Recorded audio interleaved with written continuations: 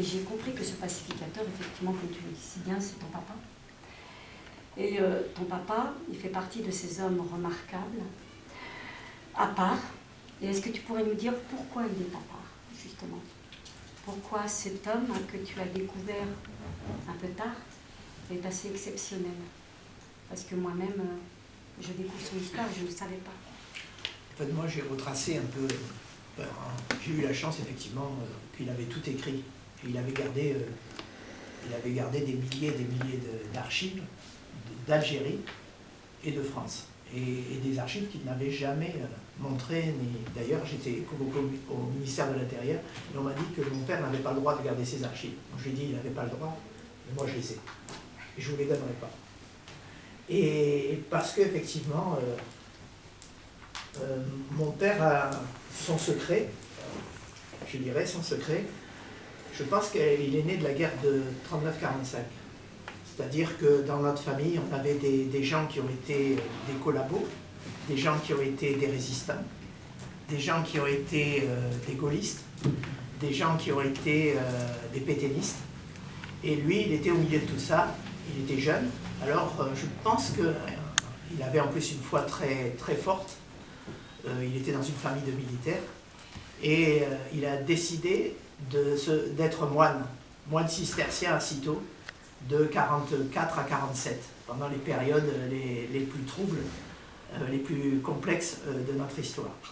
Et c'est pour ça aussi que quand il est sorti de Cîteaux, il a passé l'ENA, il est allé au Maroc, et quand il a appris ce qui se passait au Maroc et en Algérie, quand il a vu la révolte des tribus, il a dit « mais on n'a rien à foutre là-bas ».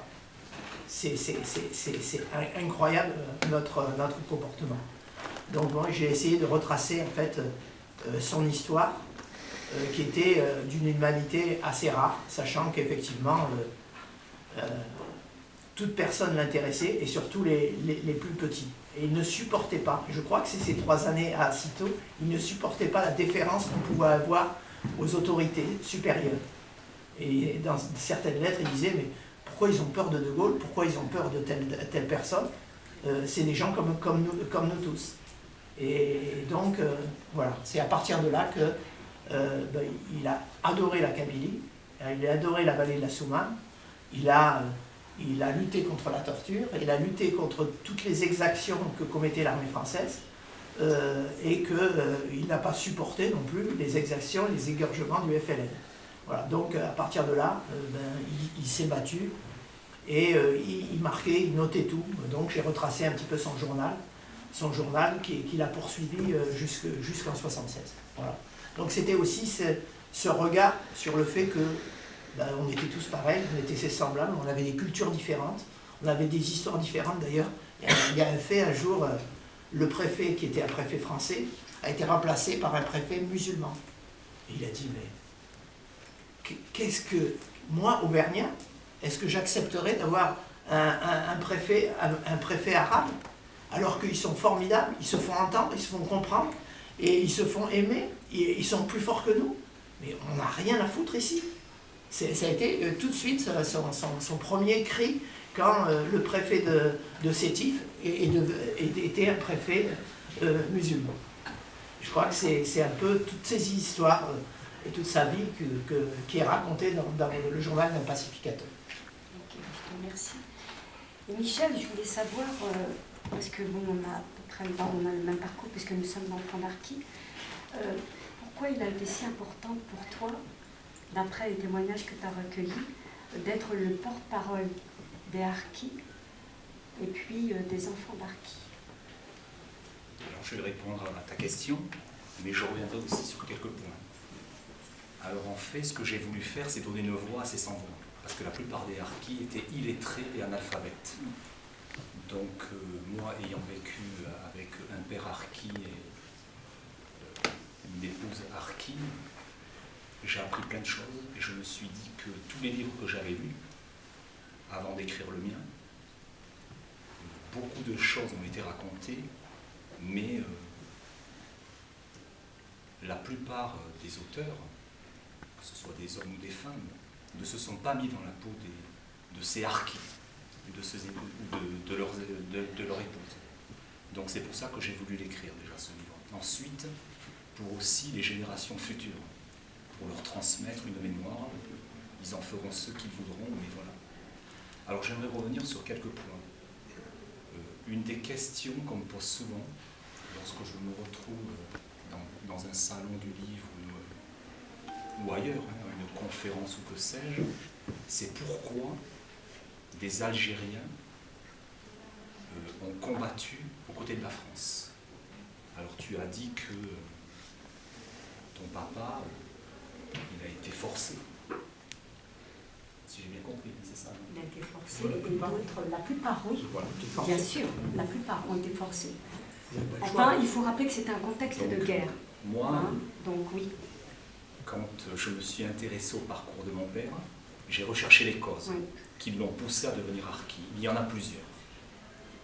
Il y a déjà la violence du contexte de 1953 à 1962. Il y a le climat de terreur qui régnait là-bas et qui laissait peu de libre arbitre aux Algériens. Ils étaient sommés de choisir très rapidement. On ne peut même pas parler d'un choix, parce qu'ils ont été pris dans un tourbillon. C'était la France ou le FLN. Ils ne pouvaient pas avoir une position neutre. Alors que beaucoup de personnes, je pense qu'elles auraient eu une position neutre si elles en avaient eu la possibilité. Il y a aussi cet attachement et cette fidélité historique à l'armée française. Parce qu'avant les harkis, il y a eu des combattants de confession musulmane. Les zouaves, les tirailleurs, les spahis, les goumiers, pour ne citer qu'eux, qui ont combattu au sein de l'armée française pendant les deux grandes guerres et même avant. Et donc il y a eu aussi la recherche d'un salaire, pour certains, puisqu'ils étaient dans une situation misérable, donc ça leur a permis d'avoir un revenu tous les mois. Donc voilà les causes. Il n'y avait pas que sauf que le certains fait... en connaissaient Comment ? Certains en connaissaient les connaissances par la suite, les conséquences par la suite. Pas tous. Pas tous, parce que la France y était depuis 1830, c'est pas rien. Donc, beaucoup d'Algériens s'étaient habitués avec cette présence française, même s'il y avait des inégalités, des injustices, ils s'étaient habitués aussi à être au contact de ces métropolitains. Donc, les conséquences, tous ne les mesuraient pas. Les parents ne les mesuraient pas. J'aimerais aussi revenir sur un point, vous avez parlé de Mesmer. Donc en fait, pour contextualiser, ou pour dater le télégramme, c'était le 12 mai. Mais ce qu'il faut savoir, c'est qu'après les accords d'Évian, on a demandé aux officiers de l'armée française de désarmer et d'abandonner les harkis. Donc on est, après le 19 mars, on n'est pas encore au télégramme de Mesmer. Et il faut savoir qu'à ce moment-là, il y a beaucoup d'officiers de l'armée française qui ont désobéi aux ordres. Il y en a eu. Celui qui a préfacé mon livre, il en fait partie. Non, mais il n'y en a pas eu beaucoup. Il y en a eu quand même. Il y en a eu. On pourrait parler de François Meyer, mais enfin bon, il y en a eu. Celui qui a préfacé mon livre fait partie de ceux qui ont désobéi. Parce qu'ils étaient face à ce qu'on appelle un cas de conscience. C'est-à-dire que quand on a armé les harkis, la France avait promis de ne pas les abandonner. Et c'était une parole, je dirais, officielle, militaire. Et les officiers, pour la plupart, ils étaient face à un cas de conscience, et le colonel Louis Folgaros, qui a préfacé mon livre, fait partie de ceux qui ont désobéi aux ordres. Ils n'ont pas voulu désarmer et abandonner leur harki. Oui. Juste pour ça, mais il y a vraiment une petite infime minorité. Je crois qu'il faut le dire. Il faut le dire parce qu'on parle toujours. Je suis d'accord avec Hugues. On parle toujours des héros, ils étaient très minoritaires. C'est comme les résistants au début de la résistance. C'est 5%. Si c'est 5%, c'est beaucoup. Et c'est même pas 5%. Bon, par contre, c'est vrai que les harkis, non seulement on les a désarmés, il ne faut pas oublier qu'au départ, on ne les a pas armés. C'est-à-dire qu'on a refusé, que les Européens avaient peur que les harkis soient une force autonome. Et qu'au départ, on a même refusé de les armer. Parce qu'effectivement, ils avaient une autre vision aussi de l'Algérie algérienne.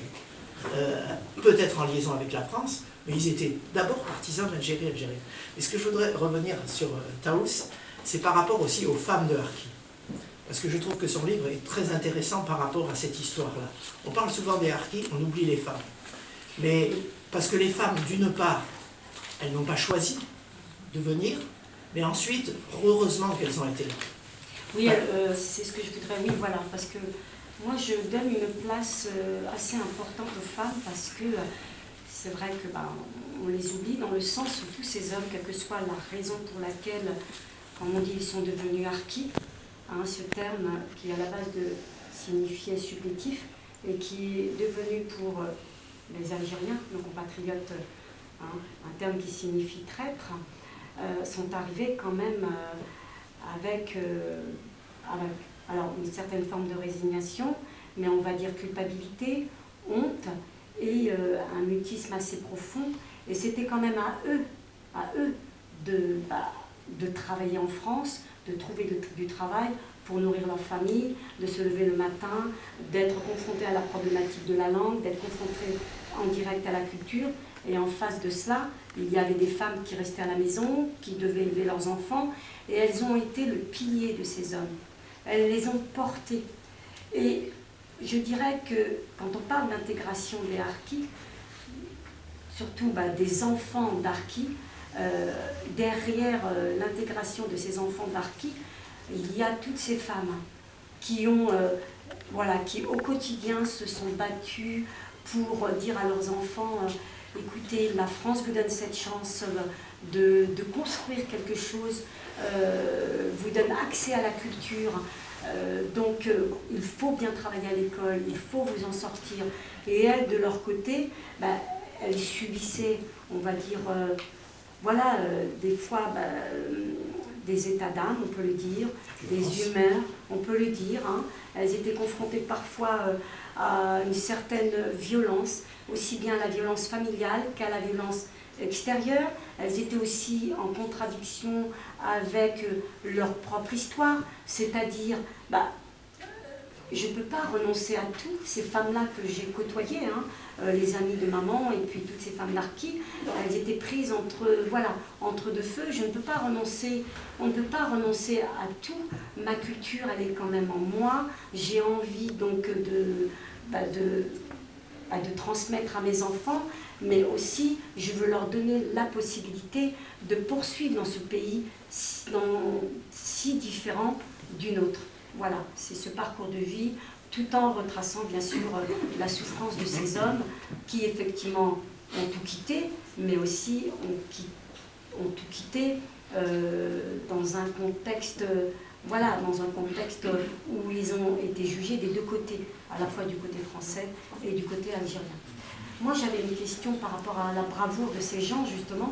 De quelle manière ton papa, pourrais-tu dire, a-t-il trouvé la force d'aider ces Harkis et puis quelque part de contrecarrer la politique? Parce qu'au départ, on a dit oui, on va soutenir, on va accompagner ces Harkis, et puis du jour au lendemain, comme c'était compliqué, on a... Voilà, est-ce que tu peux nous en dire quelques